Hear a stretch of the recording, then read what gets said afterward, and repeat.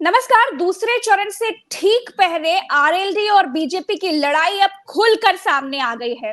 RLD के प्रदेश अध्यक्ष नरेंद्र सिंह कहते हैं कि बीजेपी आरएलडी के नेताओं को भाव नहीं दे रही है, उनको घास नहीं डाल रही है। मथुरा और मेरठ में बीजेपी ने कोई काम नहीं किया है। वहीं पश्चिमी उत्तर प्रदेश में ही राजपूत समाज और त्यागी समाज बीजेपी के खिलाफ खड़ा हो गया है। कुल मिलाकर राजपूत समाज और त्यागी समाज की जो नाराजगी है वो दूसरे चरण में क्या असर दिखाएगी, क्योंकि वो नाराजगी अभी तक ठंडी नहीं पड़ी है। दूसरे चरण से पहले एक और बुरी खबर यह है कि चुनाव आयोग ने नरेंद्र मोदी को भड़काऊ भाषण के लिए नोटिस दे दिया है और 29 तारीख तक जवाब देने के लिए कहा है। इधर राजस्थान के बीजेपी के जिला अध्यक्ष ने यह कह दिया कि राजस्थान में बीजेपी की हालत बहुत बुरी है, तो उसको पार्टी से निकाल दिया गया। तो कुल मिलाकर देखिए तो दूसरे चरण से ठीक पहले पहले बीजेपी के लिए हर तरफ से कोई अच्छी खबर नहीं आ रही है, बुरी खबर ही आ रही है। चारों तरफ से बीजेपी फंसी हुई है। पहला चरण तो गुड़ ही चुका है, दूसरा चरण कैसा रहेगा ये बताने के लिए और ये समझाने के लिए हमारे साथ राजनीतिक विश्लेषक और वरिष्ठ पत्रकार अशोक वानखेड़े सर हैं। अशोक सर, आपका बहुत बहुत स्वागत है। अशोक सर, किसी ने नहीं सोचा था कि दूसरे चरण से पहले पहले आरएलडी और बीजेपी की ऐसी लड़ाई देखने को मिलेगी। नहीं सोचा था, ये होना था। ये होना इसलिए था कि जब भी कोई आप गठबंधन करते हैं तो जो क्षेत्रीय दल होते हैं उनका एक छोटा दायरा होता है और उस दायरे में सभी लोगों को विश्वास में लेके यदि आप काम करें तो बात हो जाती है। आप समाजवादी पार्टी के साथ आपने गठबंधन कर दिया, डाउन द लाइन सब लोग खुश थे, सब लोगों ने काम करना शुरू कर दिया। एकाएक एक रात में आप बदल के बीजेपी के साथ हो गए और आपने कहा कि भाई भारत रत्न दे दिया है। तो आपने ये भारत रत्न दिया नहीं, मुझे शर्म आती है कहने में, क्योंकि मैं चौधरी चरण सिंह को बहुत ऊंचा दर्जा है उनका मेरे नजर में। सही मायने में इस देश के किसानों के लिए किसी के दिल में यदि कोई दर्द था और किसानों के लिए जीने मरने का किसी के में जज्बा था, वो एकमात्र नेता थे चौधरी चरण सिंह। बाकी तो सब किसानों के नेता इसलिए है क्योंकि नेतागिरी करनी होती है। सही मायने में किसानों का नेतृत्व तो उन्होंने किया, लेकिन ऐसे आदमी को भारत रत्न यदि उसके पोते ने खरीदा है ये बोल के कि अपनी पूरी पार्टी बीजेपी के चरणों में दे देंगे, तो कम से कम किसान विरोधी बीजेपी के साथ जाने पे चरण सिंह जी की आत्मा तो खुश नहीं हुई होगी। वो कहीं ना कहीं उनको लगा होगा कि ये क्या कौन सा कैसे मैं ग्रैंडसन छोड़ के आया हूँ पीछे। इनके पिताजी अजीत सिंह ने भी यही कहा, जहां जो सत्ता मिली, जहां कुछ प्रॉफिट मिला वो चले गए। व्यक्तिगत प्रॉफिट लॉस के चक्कर में आप हमेशा पार्टी को बेचते रहे। लेकिन सर लग रहा था कि इस बार आरएलडी और बीजेपी साथ लड़ेंगे तो फिर कुछ अच्छा होगा, इसका फैक्टर अच्छा निकलेगा, प्रभाव पड़ेगा। इसलिए क्योंकि बीजेपी लगातार किसान आंदोलन के खिलाफ बोल रही है। हाँ। किसान आंदोलन और जाट साथ में जाते हैं, कहीं ना कहीं गन्ने का बकाया बाकी बचा हुआ है, वो एक इशू है। उसके बाद भाजपा ने हमेशा निग्लेक्ट किया है, भाजपा के अपने जाट नेता है, वो क्यों इनको भाव देंगे। तो ये तो निग्लेक्टेड, और ये ऐसा नहीं है। भाजपा के कुनबे में, जो एनडीए के कुनबे में 38 पार्टियां हैं, उनमें से कौन सा राजनीतिक दल खुश है मुझे बताइए। सभी के पास जाओ तो बोलते कि हमको तो बिल्कुल अपमानित किया जाता है, ठीक से ट्रीट नहीं करते। लेकिन आप मजबूरी में जाएंगे कहाँ, क्योंकि 90% लोग तो गन पॉइंट पे ईडी और सीबीआई की वजह से आए हुए हैं। अब एकनाथ शिंदे महाराष्ट्र में देखिए, उनके पास 13 विधायक सांसद थे, 13 सांसद उद्धव को छोड़ के आए, उनको टिकट तक नहीं दिलवा पाए। अभी उनके एक सांसद का जिसका टिकट कटा, उसने मुझे फोन किया, कल ही रात को बात हुई। उन्होंने कहा कि हमने जीवन का सबसे बड़ा घटिया काम किया, जीवन में एक ही डिसीजन हमको खत्म कर गई, हमने उद्धव जी को छोड़ा। यदि उद्धव जी के साथ रहते तो आज हम चुनाव भी लड़ते और जीत भी जाते। लेकिन बताइए, हम इनके साथ आ गए और आज हमारा टिकट काट दिया। हमने कहा आपका टिकट काटा क्यों? बोले बीजेपी ने बताया सर्वे में कि ये जीत नहीं सकती। अब बीजेपी तय करेगी एकनाथ शिंदे की उम्मीदवार, तो एकनाथ शिंदे सिर्फ अपने बेटे की सीट बचा पाए। तो आज उनको मुख्यमंत्री पद कितना महंगा खरीदना पड़ा और उसका मोल उन्होंने कई सांसदों का बलि देके चढ़ाया। तो कार्यकर्ता में तो नाराजगी है। यदि रामटेक के तुमाने ये साथ है तो रामटेक में शिवसेना मतलब तुमाने था। यदि उसका टिकट आपने काटा तो एकनाथ शिंदे का कौन सा शिवसेना वहां पे है?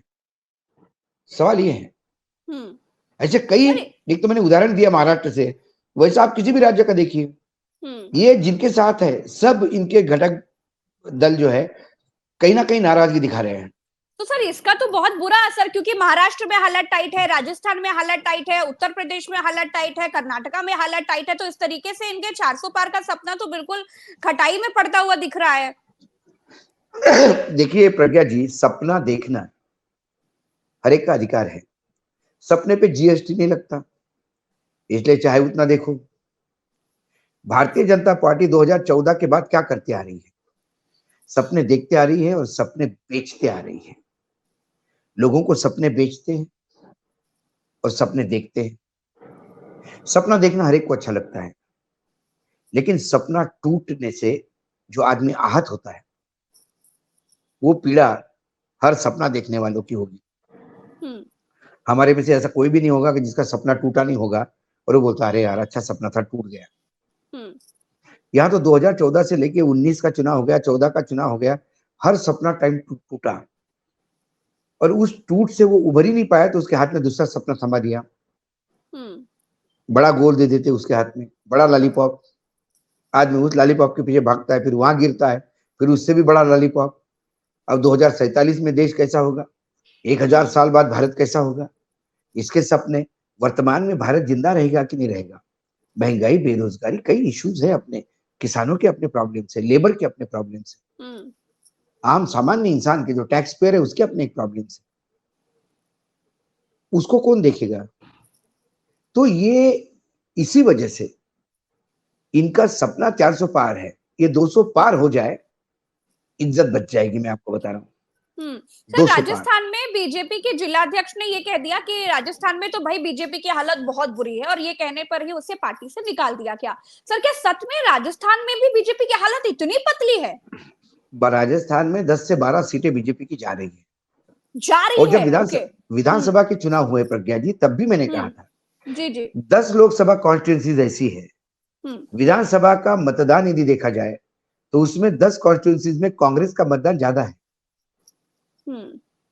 सीटें बीजेपी को मिली होगी, लेकिन हुआ एक कॉन्स्टिट्यूंसी में सपोज 6 एमएलए है, विधानसभा है, तो 6 में से कांग्रेस ने 1 जीती, वो 2 लाख से जीती।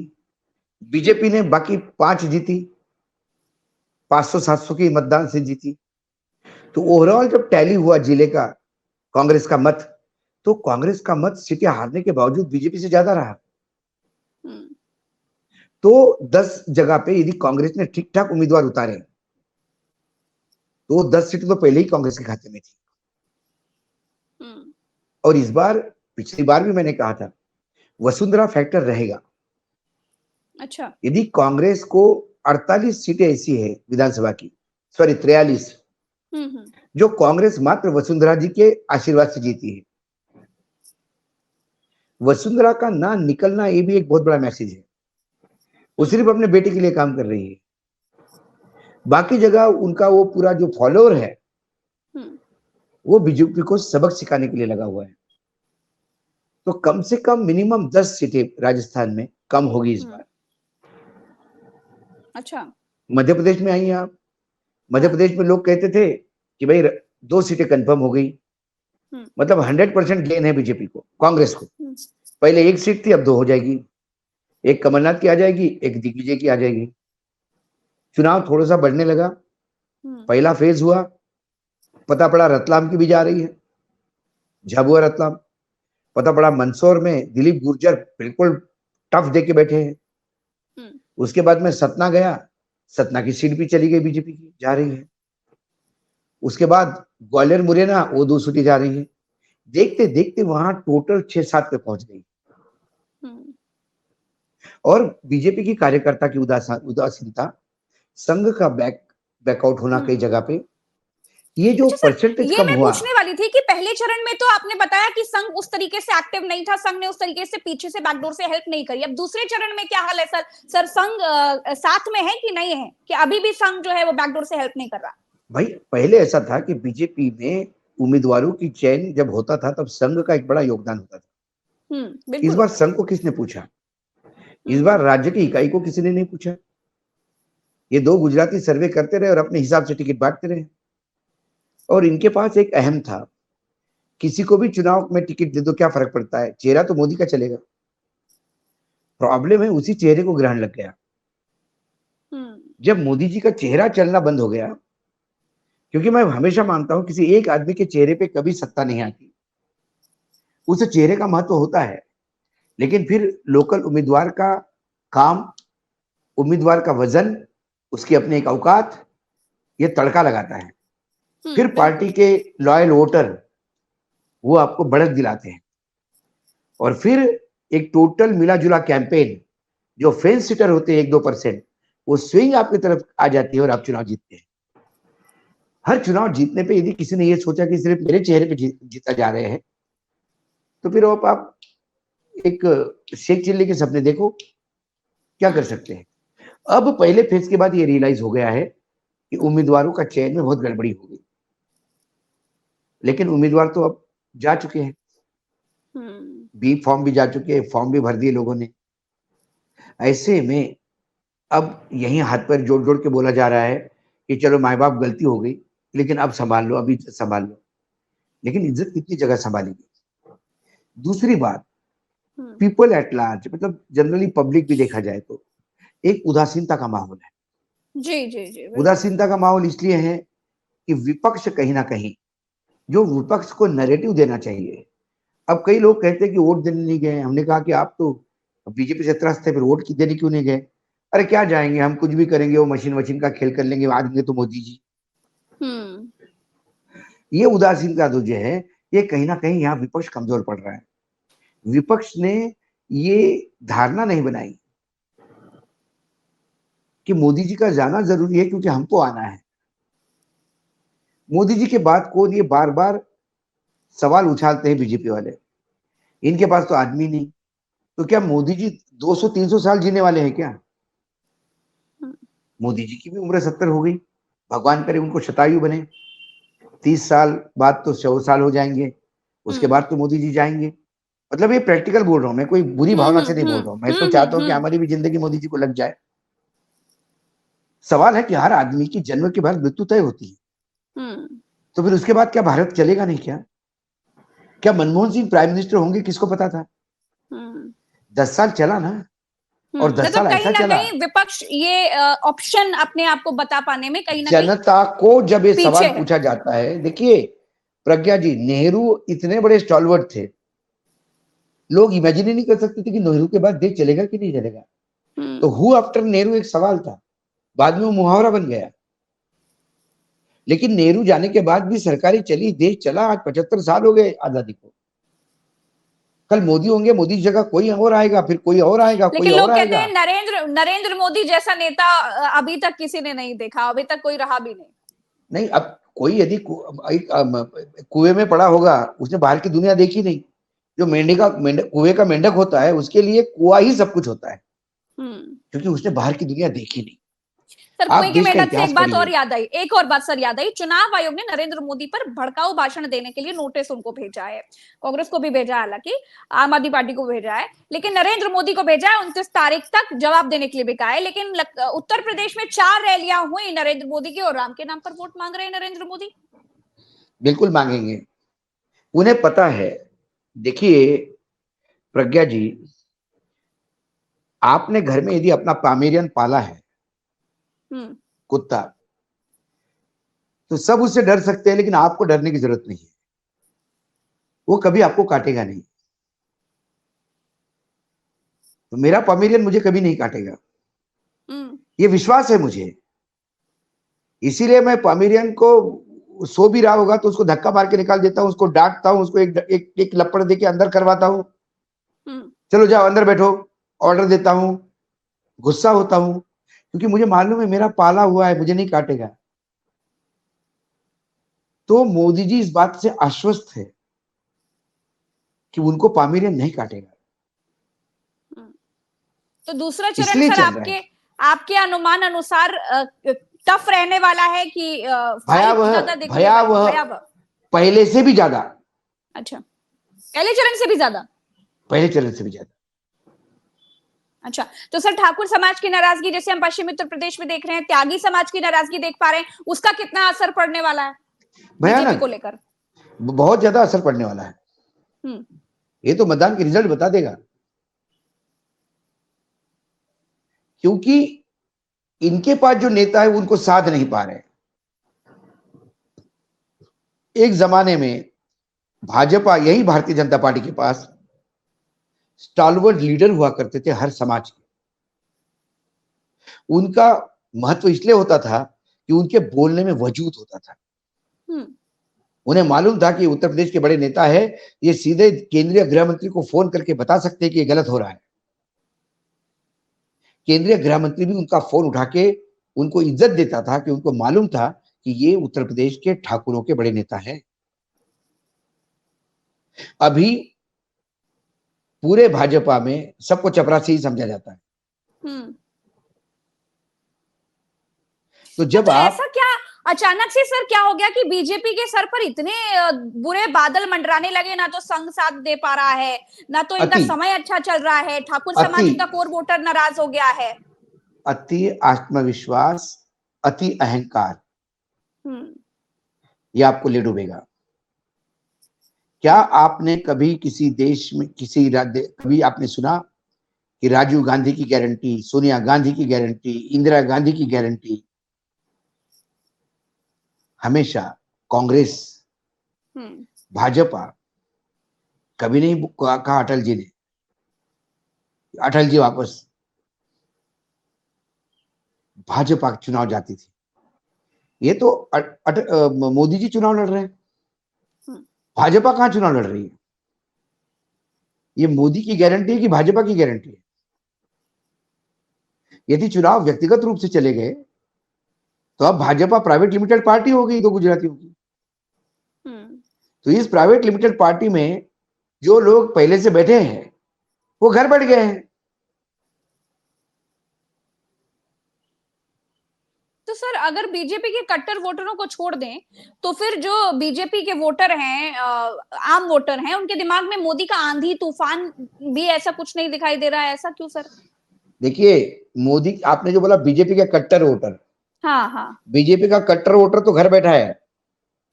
हाँ बिल्कुल। मोदी जी के अंधभक्त ही उछल रहे हैं। फर्क है उसमें। सर 10 सालों में ऐसी बेरुखी, ऐसा गुस्सा कभी नरेंद्र मोदी को लेकर कभी आपने देखा सर?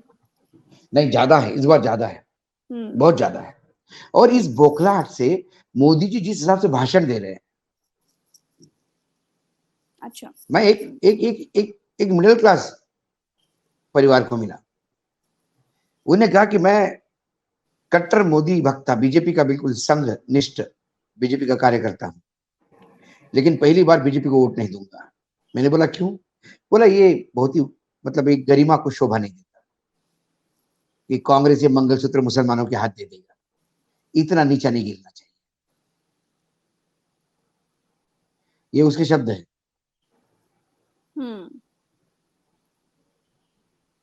अभी मैंने खबर सुनी ऑफिस में, अभी मैंने कंफर्म नहीं की, किसी सर्वोच्च न्यायालय के बड़े वकील ने इलेक्शन कमीशन में कंप्लेंट की थी कि मोदी जी राम का नाम लेते हैं, तो वो कंप्लेंट निरस्त हुई और उन्हें जो उत्तर दिया गया, वो उत्तर ये दिया गया, जो चर्चा है, अभी मैं देखूंगा ओरिजिनल कागज क्या है, कंफर्म नहीं मुझे, लेकिन ऐसा सुना कि उत्तर ये दिया गया है कि मोदी जी राम का नाम इसलिए ले रहे हैं कि वो अपनी उपलब्धि गिना रहे हैं। राम का नाम हम धर्म के लिहाज नहीं जोड़ते। अच्छा। अब सर्वोच्च न्यायालय, अभी इलेक्शन कमीशन की मूर्खता देखिए, राम का नाम और राम मंदिर ये मोदी जी की उपलब्धिता कहां से हो गई? सर्वोच्च न्यायालय के निर्णय को इंप्लीमेंट करना क्या किसी सरकार की उपलब्धि हो सकती है? बिल्कुल नहीं। सर्वोच्च न्यायालय को इंटरवेन करना पड़ा, ये उस सरकार की नाकामयाबी है। मोदी जी की उपलब्धि तब होती जब मोदी जी राज्यसभा लोकसभा में एक कानून पारित कर राम मंदिर बनवाते। ये तो भुजंग जैसा हो गया कि चींटियों का घर रहता है, उसमें जाके भुजंग रहते हैं रेडीमेड हाउस में। तो सर लेकिन जनता की तरफ से वैसी प्रतिक्रिया प्रतिक्रिया तो आ नहीं रही है जनता की तरफ से राम मंदिर को लेकर। नाम ये चाहे जितना ले, वोट चाहे जितना मांगे राम देखिए, मंदिर के नाम पर, राम के नाम अब राम मंदिर बन गया, आगे क्या? पर। हाँ। राम मंदिर बन गया, ठीक है, आपने काम कर लिया, आगे क्या? भोजन की व्यवस्था का क्या? भोजन की थाली सुकड़ गई, उसका क्या? गैस सिलेंडर से, कीमतों से महिलाओं का बजट बिगड़ गया, उसका क्या? घर पे बेरोजगार बैठा हुआ जवान लड़का रोज मां के आंख की नींद चुरा लेता है, उसका क्या? मंगलसूत्र तो बाद में आता है, लेकिन जो मंगलसूत्र जिसके नाम की महिला पहन रही है, वो किसान की पत्नी अपना मंगलसूत्र कैसा बचाएगी? महाराष्ट्र में किसान आत्महत्या करता है, उत्तर प्रदेश में किसान आत्महत्या करता है। जब किसान आत्महत्या करता है तो उसके पत्नी के मंगलसूत्र का मूल्य क्या रह गया? सवाल ये है। सर आखिरी कमेंट हमेशा मन की बात करते हैं, जन की बात तो सुनते नहीं। सर लास्ट कमेंट आपका, सेकंड फेज के विश्लेषण क्या करेंगे आप? सेकंड फेज में बीजेपी को ज्यादा लॉस होने जा रहा है बड़ा फर्स्ट फेज से। ओके। चलिए, बहुत बहुत शुक्रिया अशोक वानखेड़े सर, आपने समय दिया। और कल भी हम आपका समय जरूर चाहेंगे, क्योंकि आपसे कुछ घंटों के बाद वोटिंग है, और कल आपका समय जरूर चाहेंगे। और तमाम दर्शकों का भी बहुत बहुत शुक्रिया। देखिए, बीजेपी की हालत बहुत खराब है, चारों तरफ से बीजेपी फंसी हुई है। ये जो दूसरा चरण है, ये बीजेपी के लिए अच्छे संकेत नहीं दे रहा है। तो हम फिर मिलेंगे आपसे एक नई चर्चा में, तब तक के लिए नमस्कार, जय हिंद।